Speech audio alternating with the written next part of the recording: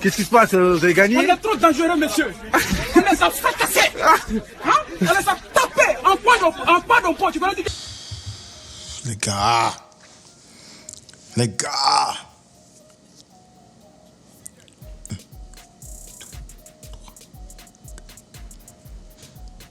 On a planté 4 au Bayern. Ouais. Désolé la famille, vidéo en retard, mais voilà, c'est compliqué. Hein. Vous savez que c'est chaud, surtout avec le programme du Canada. Les gars, regardez, même les autres youtubeurs, ils arrivent à sortir les vidéos parce que les matchs se passent à 18h chez eux. Chez moi, les matchs, c'est à 13h. Je suis au travail, je fais comment?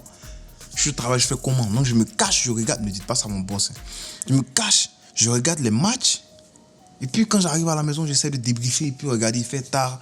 Il va falloir se faire avec, sortir le débrief. Non, c'est quand même compliqué, mais on s'efforce de quand même sortir les vidéos. On s'efforce de continuer. Et le Barça aujourd'hui, bon, disons hier, mais pardonnez-moi, je vais dire aujourd'hui, parce que c'est encore dans mon aujourd'hui, le Barça me récompense en fait de mes vidéos tardives, mes vidéos la nuit. Le Barça me récompense. Parce que 4-1 contre le Bayern, déjà c'est arrivé quand que le Bayern perde sur un score de 4 ou de 3 même à 0 en Ligue des Champions. C'est arrivé quand? Ça date de quand? Si c'est pas, je crois 2015. Je vous avais dit, allez regarder la vidéo que j'ai sortie hier. Je vous avais dit quoi? Je vous avais dit que ce Barça là me rappelle le Barça 2015 qui roulait sur tout le monde, qui roulait même sur le Bayern. 2019, on avait Léo Messi. C'était la Messi dépendance, mais là c'est une cohésion en fait, c'est une cohésion.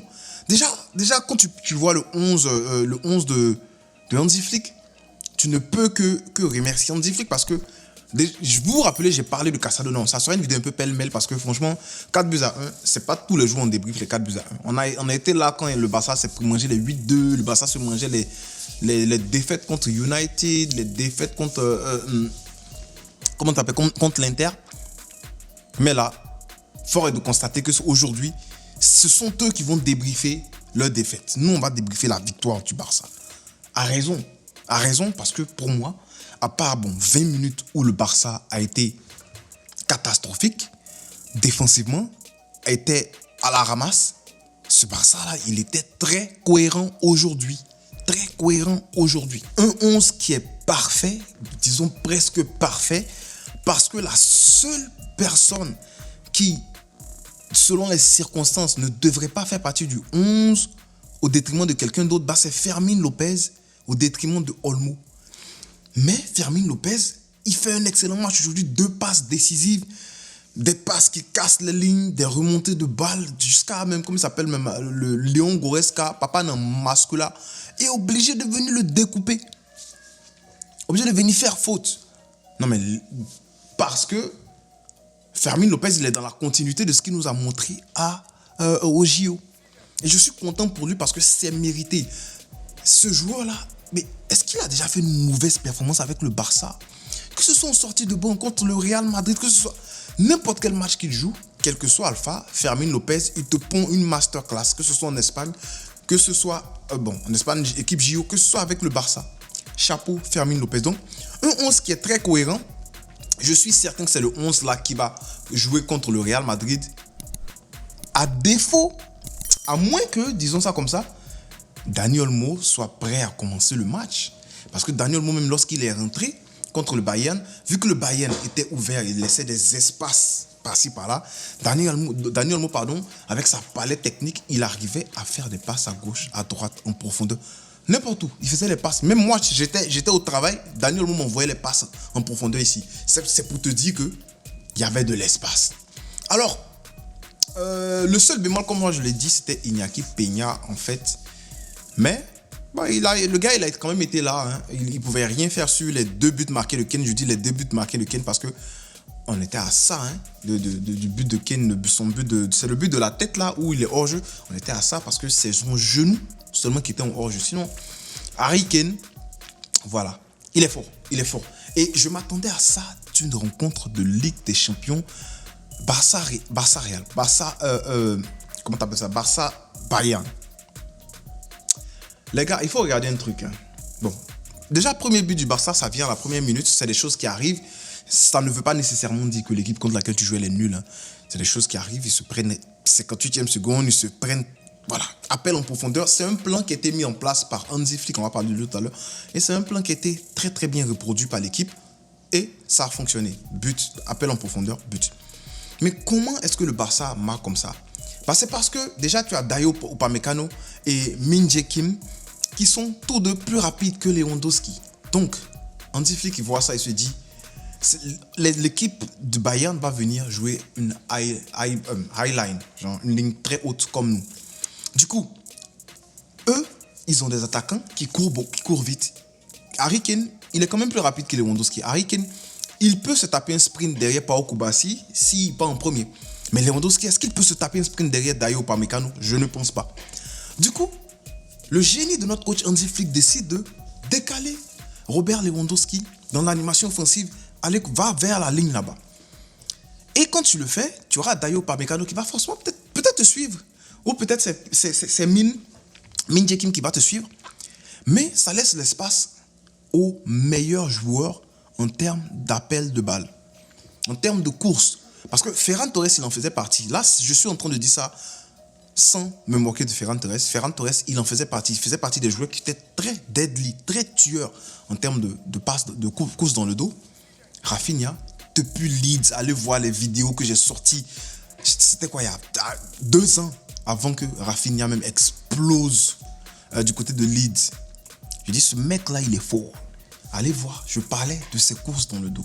Et c'est ce qu'il utilise aujourd'hui quand Robert Lewandowski décale sur le côté. Tu as Rafinha qui va faire appel dans le dos. Et les gars, ils ont eu comment t'appelles ça? Ils ont eu des consignes. Si Rafinha déclenche sa course, envoyez-lui le ballon. Et c'est ce qui s'est passé. Fermin Lopez, il voit Rafinha qui est en train de partir. Il cherche même pas, il a 2 buts. Il envoie le ballon, Rafinha débrouille-toi. Et c'est là que Rafinha va décharger contre Manuel Neuer. Décharger contre Manuel Neuer. But. 1-0. Et après cela, peut-être que c'est parce que le Barça marque trop tôt. Mais le Barça a sombré. Et quand tu regardes comment le Bayern était en train de dominer le Barça, tu pourrais facilement dire que le Barça allait perdre ce match-là. Donc, c'est dans la suite logique que le Bayern marque son premier but qui est hors-jeu, refusé sur hors-jeu.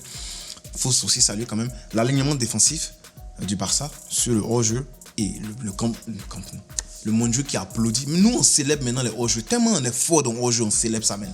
C'est devenu but pour nous. Et après, le but, il vient. Quand le but, il vient, Michel Olise, il est libre sur son côté, il s'amuse. Gnabry, il est libre sur son côté, il s'amuse. Mais c'est un peu parce que la ligne de 4 de Barça resserrait. Parce que si tu écartes, déjà tu es haut, mais si tu vas écarter pour aller chercher ces gars-là, mais le boulevard que tu laisses entre ton latéral et ton défenseur central, entre Jules Koundé par exemple et Pau Kubasi, mais c'est tellement exploitable par un gars comme Joshua Kimmich qui lui quand même est rapide aussi, comme Palhinha qui lui est rapide aussi, mais comme un gars comme Gnabry, Gnabry s'il les tire, c'est ces 2 milieux qui vont très bien, Thomas Müller qui est très bien dans la compensation de l'espace. Du coup, nos latéraux étaient obligés de resserrer. Et quand ça se faisait, Gnabry et puis Olise, ils étaient facilement, ils recevaient le ballon, puis ils étaient en mesure de faire ce qu'ils voulaient. D'où est venu le but. Donc, le Barça qui sombre, qui ne sait pas quoi faire en fait, et le Barça sombre. Mais après, ce qui me plaît, c'est que le Barça sait réagir. J'avais dit dans la vidéo précédente, allez regarder la vidéo, allez regarder la vidéo, je l'avais dit que l'expérience est du côté du Barça et la mentalité, le mental que le Barça nous avait montré contre le PSG. Mais Xavi avait déjà commencé les travaux, Hansi Flick est venu terminer les travaux. Hansi Flick, mais le mental que les gars ont, en fait, c'est limite, Pedri même l'a dit en après-match, en interview après-match, c'est limite, le Barça regarde dans les yeux tout le monde, tous les adversaires. Et je suis certain qu'on joue contre Manchester City Prime. Peut-être qu'on perd le match, 5-0 aller. Mais tu auras un Barça qui va sortir jouer. Tu n'auras pas un Barça, tu auras la peur au ventre. D'où cette équipe de Barça là, que je sois supporter ou pas, pour moi, c'est l'équipe qui est la plus belle à avoir joué au football actuellement. Parce que Les gens sur ESPN sont en train de dire ouais, Highline, c'est comme ci, c'est comme ça, le Bayern a démérité. Les gars, vous vous rappelez pas que c'est le Bayern là qui a fait douter le Real Madrid la saison dernière? Les gars, vous vous rappelez pas que ce Bayern là est premier actuellement en Allemagne. Vous faites passer maintenant le Bayern pourquoi? Pour Las Palmas. Désolé pour les supporters de Las Palmas. Vous faites passer ce Bayern là pourquoi? Pour Ajaccio, je sais pas. C'est le Bayern, on parle du Bayern là. Là maintenant on tape le Bayern, c'est devenu n'importe quoi. Il n'y a pas de problème. Donc 1-1, et ce Barça là maintenant doit prouver. Ce Barça là doit montrer qu'ils ont le mental. Ce Barça là doit montrer que dans les grandes échéances, ce Barça là peut être présent. C'est ce qui nous manquait avant. Parce que on sortait des matchs, vous vous rappelez du 4-2 avec le doublé de comment ça s'appelle là, le doublé de Aubameyang au Camp Nou, au Bernabéu. On arrive à sortir de très bons matchs contre le Real Madrid, mais quand il s'agit d'aller en Ligue des Champions, on se fait popo là-dessus contre l'Inter, on se fait popo là-dessus en Europe. Et on n'arrivait pas à passer ce cap-là. Cette fois-ci, on est mis dos au but et on a réussi à passer le cap. Donc 1-1, tu te dis mais le Barça va sombrer. Le Barça trouve des solutions. Appel dans le dos. Et puis, bon, avant même appel dans le dos, tu vas penser que voilà, c'est un Barça qui défend et qui va en contre. Mais non, c'est pas ça. Ce Barça-là est capable de créer des occasions. Ce Barça-là est capable de s'adapter au style de l'adversaire. Et comment tu fais ça? Tu demandes à Lamine Yamal d'écarter sur le côté et de venir recevoir le ballon comme un milieu. Et Lamine Yamal, mais le petit, pourquoi il a de l'expérience comme ça? Tu as 17 ans, mais tu as 77 ans. Il reçoit le ballon. Alphonso Davies, aidé de Serge Gnabry. Au lieu de faire comme Ferran Torres, qui va recevoir le ballon et qui va faire une giga passe en retrait à Ter Stegen, qui va casser 7 lignes, aller faire la passe à Ter Stegen. Lui reçoit le ballon et puis il les appelle. Il les dribble comme ce sont ses enfants. Petit Gnabry, c'est ton père, man. Alphonso Davies, si ce n'est pas le meilleur latéral gauche du monde, c'est quoi? Vous allez venir dire quoi encore qu'Alphonso Davies? Non, c'est plus l'Alphonso Davies. Quand il était en train de malmener Semedo ici, vous étiez content. Maintenant, le malmène, vous allez venir dire Alphonso Davies, le seul duel qu'il gagne, je crois, c'est parce qu'il est aidé par Serge Gnabry. Mais après, quand il est en 1 contre 1 avec Lamine Yamal, mais il se fait popo là-dessus, littéralement. Et donc, Lamine Yamal qui reçoit le ballon et qui va aider à la sortie de balle. Et quand ça a commencé à fonctionner comme ça, c'était qu'une question de temps avant que le Barça plante son 2e but. Déjà même avant le but, tu as Pedri Potter qui commence la magie. Il reçoit le ballon, pied gauche, balle en profondeur, Rafinha. Rafinha va attirer le défenseur. Je crois que c'était Kim vers lui et donner le ballon à Lewandowski. Lewandowski va frapper de loin et le ballon va passer à ça de rentrer. Tu te dis que le Barça a trouvé la solution. Tu te dis que le Barça est en train de réagir. Et c'est là que franchement, j'applaudis cette équipe-là pour le mental. Parce que le Barça, on savait que le Barça avait déjà une qualité. Le Barça avait déjà un plus qu'est la Masia. Mais c'est le mental qui était le problème. Et ce Barça-là réagit sans problème. Rafinha qui est le premier à faire le press. Une distance de 10 mètres entre, comment ça s'appelle là? Entre Guerreiro, c'est Guerreiro? Ouais, entre Guerreiro et Upamecano. Il va se taper le sprint, même si ça va servir à rien, même s'il ne va pas prendre le ballon, il va se taper le sprint pour aller gêner le défenseur. Non, chapeau. Et ça fait qu'à 1-1, on est à ça de marquer. Parce que presque Rafinha va obliger Upamecano à faire passer le ballon à Manuel Neuer. Et qui va venir tacler? Lamine Yamal. Et il contre la passe de Neuer. Mais dommage, ça sort. Sinon, ça aurait pu être un but. Hein. But à la Benzema façon. Après ça, Yamal retrouve en profondeur Fermin qui va aller essayer de dribbler le gardien, mais bon, un peu de réussite. Ça tombe dans les pieds de Lewandowski qui marque. Après, qui est en train de dire non penalty? Et quand même, les gars, celui qui va vous dire que c'est penalty, il y a faute là-dessus. C'est un gros lâche. Parce que les gars, c'est le foot. Petit contact. En fait, ça se fait parce que quand quelqu'un est en train de reculer pour venir sauter, tu as le droit de rester ferme sur ton ground. Tu n'es pas obligé de reculer avec lui. Donc, il recule et vient vers toi. Tu as le droit de rester, de protéger, mais tu ne pousses pas. Il n'a pas poussé. Il a le droit de protéger comme ça. Maintenant, petit check façon. Lui, il saute. Déjà, lui saute. Kim, il saute. Il court après Fermin. Et après, on marque et puis il vient se plaindre. Fallait tomber. Pourquoi tu t'es pas tombé? Parce que tu sais que c'était pas, il y avait rien. C'est quand tu vois que tu as merdé que maintenant tu t'en cherches faute. Il n'y a pas faute. Moi, en fait, moi, je pense pas qu'il y ait faute là, franchement. Donc voilà, mais bon, l'arbitre aurait sifflé faute. On n'allait pas se plaindre de l'arbitre parce que notre coach, il dit en tout cas, il ne faut pas se plaindre de l'arbitre. Lui, il se plaint pas. Il dit, taisez-vous, jouons. Et voilà, on met le deuxième but. 2-1. Et c'est là que le Bayern collapse. Parce qu'après ça s'enchaîne. Le troisième but, il arrive et à l'heure de jeu, avant l'heure de jeu, je crois, à la 40e minute, 45e minute, le match, il est déjà plié en fait. Quoique à 3-1, tu peux quand même revenir si tu mets un but. Mais pour moi, le match, il était plié à 3. Et ce deuxième but de Rafinha, comment ça vient? Récupération de qui? Récupération de Casado. Casado, les gars. On parle d'un gamin qui était sur le point de quitter le Barça cette saison. Et quand Hansi Flick a dit, laissez-le. Récupération de Casado. Touche, on perd le ballon, touche de condition, on perd le ballon. Et avant que le ballon tombe dans les pieds de Kane, Casado lui arrache le ballon. Pedri, Koundé, Casado lève la tête. Les ballons ping de l'autre côté. Rafinha qui est bien aligné au Upamecano. Parce que les gars ne s'attendaient pas à ce qu'on récupère un ballon comme ça et qu'on les prenne en 2 passes, on les prenne comme ça. Du coup, ils n'étaient pas alignés. Non mais Casado, je vous ai dit, pour sortir Casado du 11, Frenkie de Jong, tu dois te lever tôt. Parce que c'est pas, j'ai dit ça hier, j'ai dit ça avant-hier. Les gens m'insulté sur Twitter. Les gens commencent à m'insulter. Que non, de quoi tu parles? Que Frenkie de Jong, il est fort. Ouais, mais est-ce que vous voyez comment Casado, il est important dans l'équilibre du football du Barça? Il est trop important. Rafinha va se permettre d'aller finir avec son pied droit. Mais tu te prends pour qui? Rafa? Tu as retrouvé ton passeport brésilien, mais respecte-nous. Parce que de l'autre côté, le Bayern, il marque un but et puis se joue. Ouais, genre, c'est casual, ouais, on est habitué. Il ne savait pas ce qui arrivait.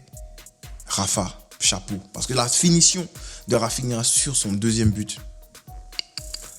Ouais, chapeau. Et puis, donc, foutaise. 4e but. Ouais, on est là. Le Bayern prend. Parce que c'est un match qui partait dans tous les sens. C'est un match de 2 équipes qui sont fortes. C'est un match de 2 équipes qui s'asseyent à la même table et qui se respectent. Donc, comprenez que le Bayern est ses temps forts. Le Bayern a son temps fort. Ils sont en train de faire les passe-passe pour marquer le 3-2 pour mettre la pression sur le Barça. Et récupération de qui? Fermin Lopez. Récupère le ballon. Ok, Afoy. On passe le ballon à Pedri. 2 touches de balle. Récupération de Fermin, 1 touche de balle. Pedri, dos au but. Le ballon arrive, il se met en position 180 façon. Genre, comment je peux dire ça? Dos à la ligne, voilà, pour voir un peu le terrain. Il lève la tête, il voit Lamine Yamal. Il envoie le ballon à Lamine Yamal. Lamine Yamal reçoit le ballon. 2 touches de balle, s'il vous plaît. Rafinha, poitrine. C'est parti, à nous aller. Finition impeccable. Upamecano et son ami Kim, ils sont à la ramasse. Non. Et après, ce qui me plaît, c'est que Rafinha, il appelle tous les gars, même les remplaçants, allons célébrer ensemble. Tu vois Fati en train de cadeau Frenkie de Jong. C'est ça que je dis. Frenkie de Jong, je suis content. Je le vois, il est heureux. Malgré qu'il ne joue pas, on gagne, il est content. La concurrence saine, ça n'a pas fait de mal à qui que ce soit. On aime ça. Donc, 4-1. Et qui peut se reposer à la 60e minute? On a fini de gagner le match. Il sort au calme. Rafinha sort. Il laisse sa place à Olmo. Olmo, il entre. Il commence à ouvrir les gars. Parce que ce qui me plaît avec la stratégie de Hansi Flick, c'est que plus tu marques, plus tu es devant, plus sa stratégie se bonifie. Plus c'est chic. Parce que l'équipe adverse va sortir jouer.